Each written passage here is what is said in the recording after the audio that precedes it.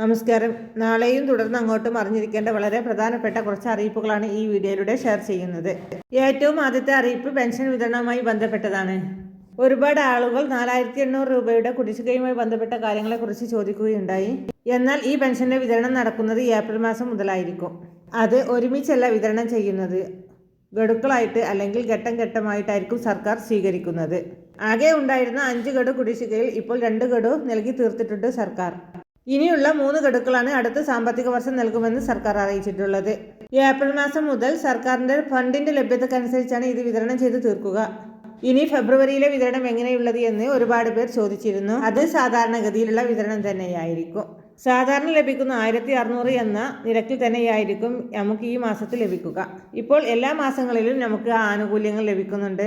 20-നും 30-നും ഇടയിലുള്ള തീയതികളിലാണ് പെൻഷൻ ആനുകൂല്യം അല്ലെങ്കിൽ തുക നമ്മുടെ കൈകളിലേക്കും എത്തുന്നത്. മറ്റൊരു പ്രധാനപ്പെട്ട അറിയിപ്പ്, സംസ്ഥാനത്ത് ഫെബ്രുവരി മാസത്തിലെ റേഷൻ വിതരണം ആരംഭിച്ചിരിക്കുകയാണ്. റേഷൻ ആനുകൂല്യങ്ങളൊക്കെ വാങ്ങാനുള്ളവർ തന്നെ വരും ദിവസങ്ങളിലായി റേഷൻ ആനുകൂല്യം വാങ്ങുവാൻ ശ്രദ്ധിക്കുക. മുൻഗണനാ കാർഡുകൾക്ക് സൗജന്യ ആനുകൂല്യം, മുൻഗണനേതര കാർഡുകൾക്ക് സബ്സിഡി നിരക്കിലും അതുപോലെ തന്നെ സ്പെഷ്യൽ നിരക്കിലുമൊക്കെ റേഷൻ വാങ്ങുവാനുള്ള അവസരമുണ്ടായിരിക്കും. സപ്ലൈകോ വഴി നമുക്ക് ലഭ്യമാക്കുന്ന ആനുകൂല്യങ്ങൾ റേഷൻ കാർഡുകൾ ഹാജരാക്കി തന്നെ വാങ്ങുവാൻ പ്രത്യേകം ശ്രദ്ധിക്കേണ്ടതാണ്. 12-ൽ പരം സബ്സിഡി ഉൽപ്പന്നങ്ങൾ സപ്ലൈകോ വഴി വിതരണം നടത്തുന്നുണ്ട്. എന്നാലും ചില ഉൽപ്പന്നങ്ങൾക്ക് പരിമിതിയുണ്ട്. ഇപ്പോൾ പല ഉൽപ്പന്നങ്ങളും സ്റ്റോക്ക് തീർന്നിട്ടുണ്ട്. എങ്കിലും ലഭ്യമാകുന്ന ആനുകൂല്യങ്ങളെല്ലാം വാങ്ങുന്നതിന് വേണ്ടി ഗുണഭോക്താക്കൾ ശ്രദ്ധിക്കേണ്ടതാണ്.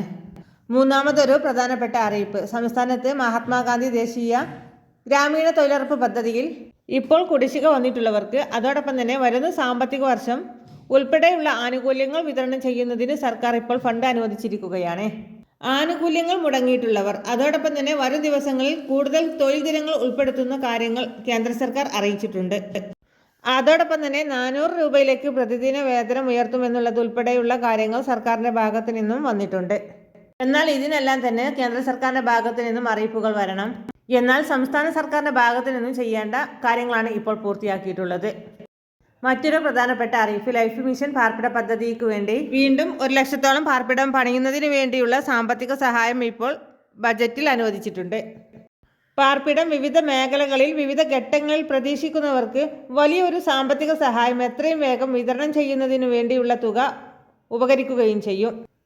അതോടൊപ്പം തന്നെ മഹാത്മാഗാന്ധി ദേശീയ ഗ്രാമീണ തൊഴിലുറപ്പ് പദ്ധതി സ്കീം മുഖാന്തരം നമ്മൾ തൊഴിൽ കാർഡ് എടുത്ത് അവിടെ വീട് നിർമ്മാണവുമായി ബന്ധപ്പെട്ട് പ്രവർത്തിക്കുന്നതിനും അതിൽ നിന്നും ഫണ്ട് നമുക്ക് കരസ്ഥമാക്കുവാനുള്ള അവസരമുണ്ടാകും. 4 ലക്ഷം രൂപ പാർപ്പിട നിർമ്മാണ സഹായവുമായി സർക്കാരിൽ നിന്ന് നമുക്ക് ലഭിക്കുമ്പോൾ 50,000 രൂപയ്ക്കടുത്ത് ഒരു സഹായം ഈ തൊഴിലുറപ്പ് പദ്ധതി സ്കീം മുഖാന്തരം നമുക്ക് ലഭിക്കുന്നതാണ്.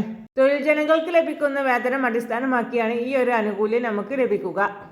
ഏറ്റവും അവസാനത്തെ പ്രധാനപ്പെട്ട അറിയിപ്പ്, കിസാൻ ക്രെഡിറ്റ് കാർഡ് വായ്പാ പദ്ധതി ഉയർത്തിയിട്ടുണ്ട്. നമ്മുടെ സ്ഥലപരിധി നിശ്ചയിച്ചാണ് വായ്പാ പദ്ധതി നിശ്ചയിക്കുന്നത്. പരമാവധി 5 ലക്ഷം രൂപ വരെയാണ് നമുക്ക് ലഭിക്കുക. 4% മാത്രമാണ് വാർഷിക പലിശ നിരക്ക്. അതോടൊപ്പം തന്നെ കൃഷിഭൂമി വെച്ച് മറ്റ് ലോണുകളൊന്നും എടുത്തിട്ടില്ലാത്ത കർഷകർക്ക് നമുക്ക് ഈ സ്കീമിനെ കുറിച്ച് അന്വേഷിച്ചറിയുകയും അതിനുശേഷം അപേക്ഷകൾ സമർപ്പിക്കേണ്ടതുമാണ്. അടുത്തുള്ള ബാങ്കുമായി ബന്ധപ്പെട്ടാൽ കിസാൻ ക്രെഡിറ്റ് കാർഡുമായി ബന്ധപ്പെട്ട എല്ലാ ലോണുകളെ കുറിച്ചും അറിയാനായിട്ട് സാധിക്കും. വളരെ പ്രധാനപ്പെട്ട കുറച്ച് അറിയിപ്പുകളാണ് ഈ വീഡിയോയിലൂടെ ഷെയർ ചെയ്തത്. ഈ വീഡിയോ നിങ്ങൾക്ക് ഇഷ്ടമായാൽ നിങ്ങൾ ലൈക്ക് ചെയ്ത് കമൻറ്റ് ചെയ്യാൻ മറക്കല്ലേ.